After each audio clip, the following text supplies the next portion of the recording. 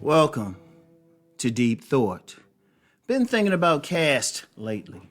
And you know how it is on this channel. It's all stream of consciousness and everything. But I've been thinking about caste lately. Caste. Like the most known caste are those in India, where someone, once they're born into a certain group, they pretty much stuck there. Yeah, there's been fights against it, but it's a tough fight. But I've been thinking more about caste in America. And of course, let's be real. I've talked about this before in a video.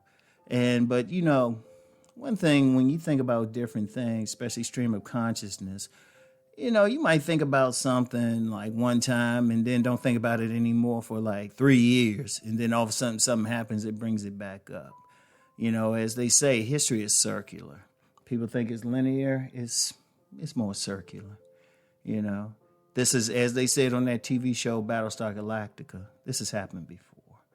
So, you know, I was thinking about all of that lately. And, you know, in the United States. Now, in the United States, there's been much talk, like a whole lot of talk about caste, particularly with racial groups. In fact, there was a book I read recently, because y'all know, I don't just sit up here and just talk about man gets woman and all of that and, you know, the good loving body rocking, knocking boots all night long. Yeah, y'all know I'm deeper than that. That's just one channel. But one book I read recently, it's called Caste, The Origins of Our Discontents by Isabel Wilkerson. And she had actually won a Pulitzer Prize. I don't think it was for this, something else. I think she won a Pulitzer Prize for this book called The Warmth of Other Suns. But she talks about, you know, in her book, she talks about the unspoken caste system in America. And, you know, she talks about it primarily racial. Because when you think about a caste system, it's pretty much a system where someone is born into a group. And they pretty much stuck there. They stuck there as far as who they mate with, what they can do in life.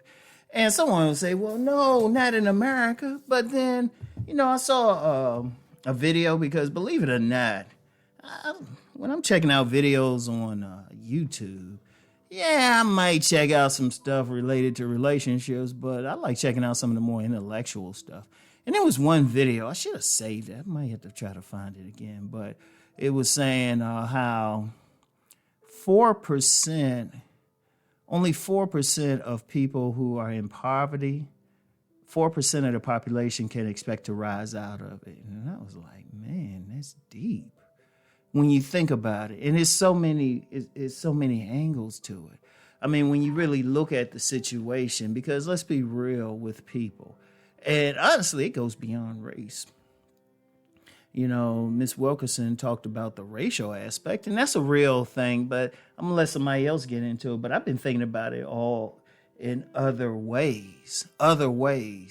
And in fact, before when I talked about caste, I said a coming caste system, because what's happening now, people are getting into a certain place and they staying there. And there's multiple reasons. Part of it is race. Part of it's race, but it's also economics. And really, even physicality. Now, y'all know how I do on this channel. You know, when I get into stuff, you know, it's to think. You know, whether or not it'll happen, fine. But sometimes just think about it. Look at the possibilities. And so I'm going to be getting into that this week. But I definitely see some economic, and I'll get into that in the next one. But what I see is I see a lot of people stuck wherever they're at. Stuck. Ironically, I see it in the relationship thing because, you know, I talk about select and non-select. And my main thing is all men becoming better. Non-select men becoming more select. Select men becoming just better men.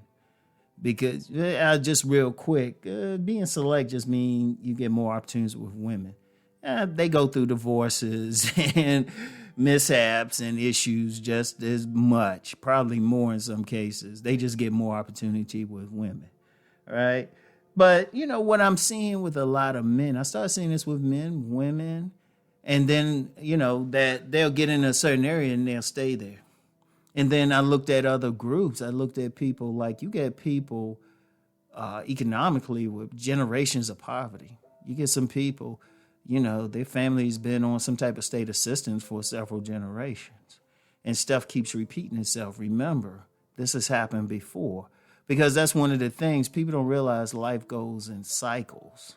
There hasn't really been a breakthrough anytime. That's why something that happened 50 years ago is happening now on a different scale. I'll use an example. During the George Floyd protest and uprisings, now people will look at that and say, well, how did something like that happen? 1968, 1968. One of my mentors would call it an echo. It's something that happened. If you notice a lot of stuff, look at a lot of stuff that happens now, and you start checking the past, really looking at history, it happened someplace before. In fact, that's the best way to really look at stuff is say, well, where has this happened before? So, I'm looking at all of this and I'm thinking, okay, now, went off on a little tangent talking about stuff that happened before, but then I'm looking at groups of people because remember what I've said. One of the things I do is I pay attention to subcultures. I pay attention to groups. I pay attention to little nuances. And what I'm seeing primarily with people, they get stuck in their class. If they live in a certain way, they stuck there. Most people. Now, yes, we do have some people, and that's a thankful thing because one thing in America, there's kind of an unspoken caste system, but it's kind of different. Like if somebody legitimately moves into a different economic status where they live and everything, if they make a lot of times, hey, shoot, they celebrate it, and they should be. In fact, I'm going to say this overall.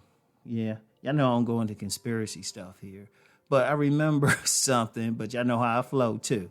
I remember this book, the Unwritten History of the United States. Or what is that book called? Hold on.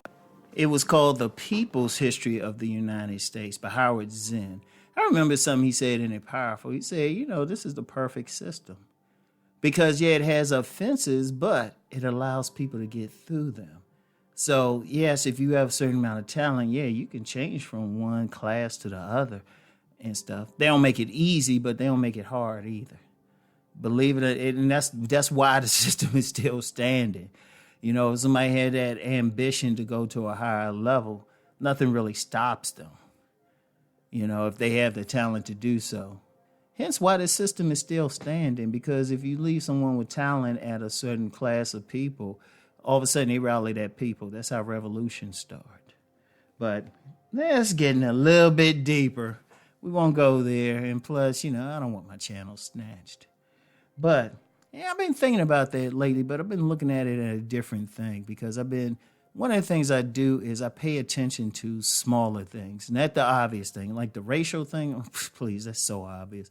Even the class thing is more obvious, but not as obvious as people think. So I'm gonna get into that in the next couple of things, and especially into physical caste. Now that's more speculation, but all ideas start off as, well, let's put it like this. When ideas start out, they are first mocked, and then they are examined, and then they are adopted. So I'm going to just throw it out there in a couple podcasts, all right? So anyway, until we get to that, just check out, if you want to, check out that book, Caste, The Origins of a Discontent by Isabel Wilkerson. The link is in the description box, and I'll get back to y'all tomorrow. Peace and blessings.